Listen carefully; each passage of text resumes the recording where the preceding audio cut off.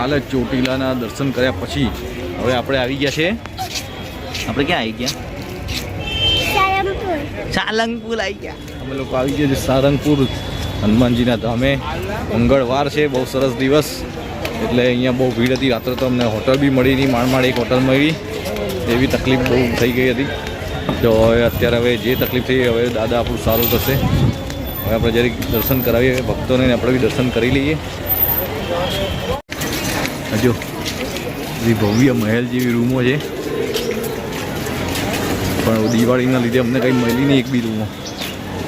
બધી રૂમો તો જોરદાર, એ બધી રૂમો છે.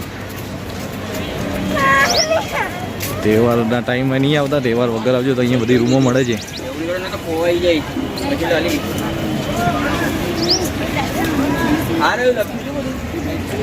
કિંગ ઓફ હનુમાન દાદા, એટલી મોટી ભવ્ય મૂર્તિ છે.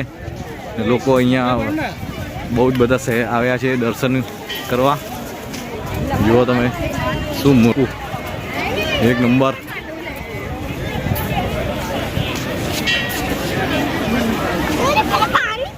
ચાલો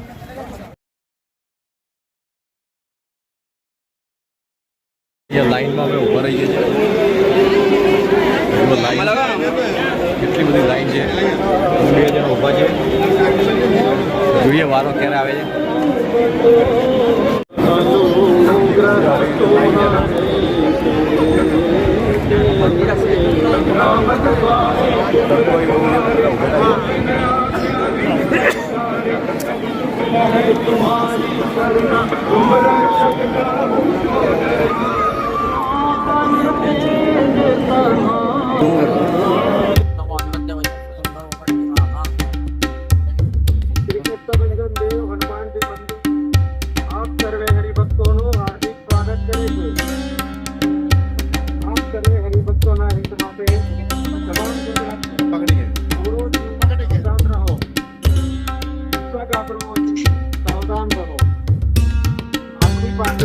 આપણે મંદિરની અંદર આવી ગયા છે.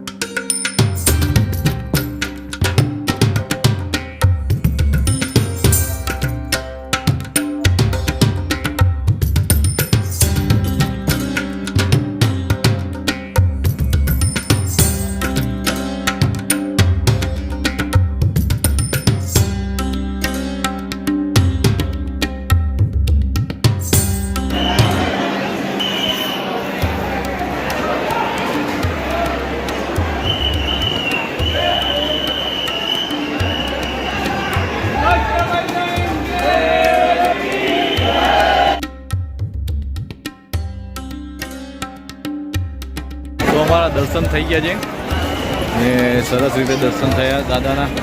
હવે આગળ આપણે જોઈએ, બહાર નીકળી ગયા છે. હવે અંદર બીજા બધા મંદિરો બી જોઈશું.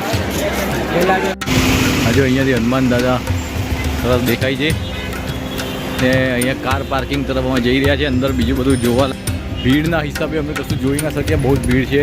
જમવાની પણ વારો નહીં આવ્યો, જમવામાં બી વાર લાગે એવી હતી, એટલે હવે પ્રસાદી બી હવે નથી લેતા આ વખતે. દિવાળીમાં આવું તો પહેલી વાર આવું અઘરું થઈ ગયું છે. આપણને ખબર નહીં હતી આટલી બધી ભીડ થાય, પણ દિવાળીમાં આવું અઘરું થઈ ગયું છે.